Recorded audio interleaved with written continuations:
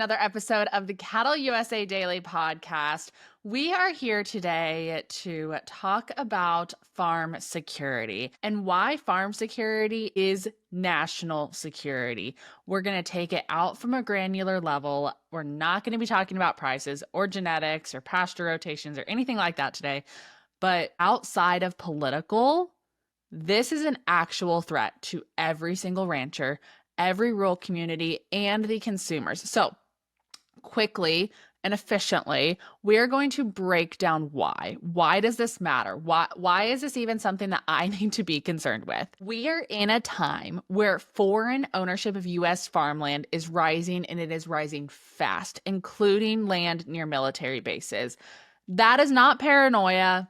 It's just straight data. It has been proven.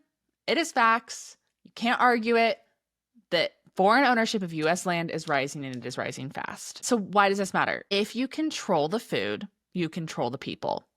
It is not dramatic to say that controlling agriculture is one of the most strategic forms of warfare.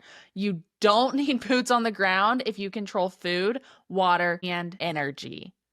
This has been something that we have talked about multiple times, not only from a actual farmland aspect, but also from a security aspect and a cybersecurity aspect. We actually talked about that a few months ago of cybersecurity and what that looks like as agricultural operations leaning into a tech world. What does that look like? And so here's the numbers behind it. Foreign-owned ag land in the U.S. has doubled in the last 10 years. We are now talking nearly 45 million acres. That is the size of Kansas and Indiana combined is how much land we are talking about here. So who is buying?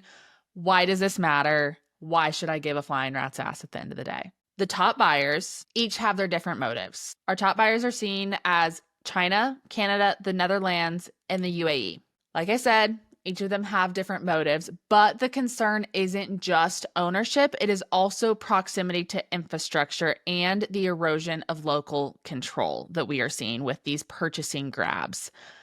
In a case study near Grand Forks, North Dakota, we actually saw a Chinese company bought land 12 miles from a U.S. Air Force. The city stepped in and stopped the project, but only after public outcry.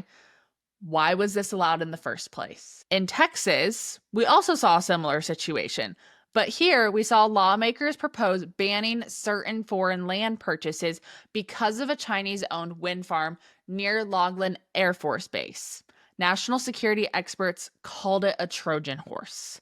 So why, as producers, should we care about this?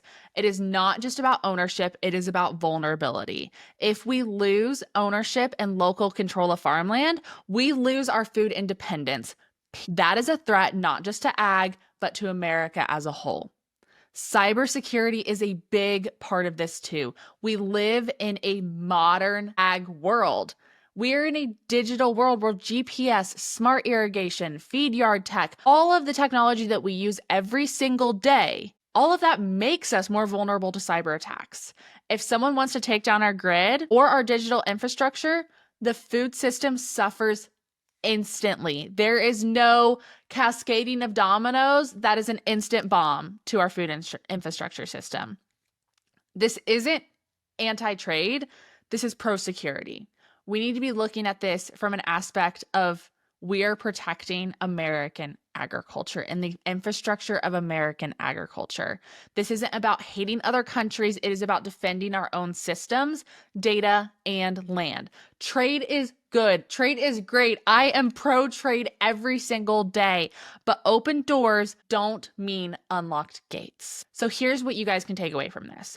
Whether you are running cows in Montana or you are just a farmer in the Midwest, you are part of the front line of this. And I want you to start asking, who owns the land near me?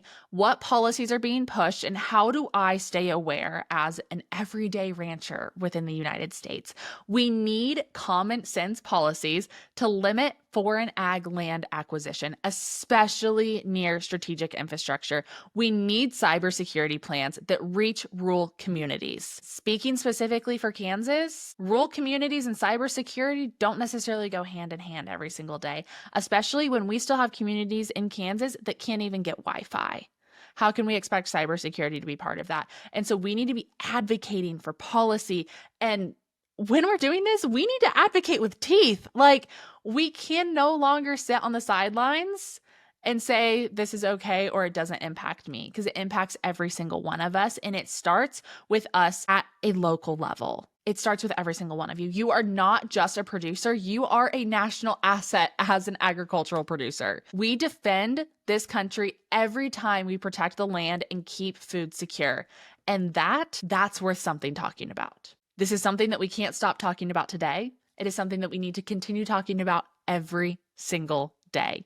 You as a producer have a voice, and it's up to you to start using it on a community level, on a state level, and on a national level. We have got to advocate for policy that protects agriculture and protects American food systems. As always, thank you guys so much for listening to another episode of the CattleUSA Daily Podcast. If you liked today's podcast episode, this was a news article that got shared on our CattleUSA Drive that we send out every single day, Monday through Friday. And then we also even have a Saturday edition that we send out as well. So if you liked today's topic and like staying up to date on news, make sure you subscribe to that newsletter. We've got that link down in the show notes for you guys to go join the CattleUSA Drive and get that newsletter in your inbox and stay up to date on everything that is happening in agriculture. I hope you guys have a blessed rest of your week, and we'll see y'all next time.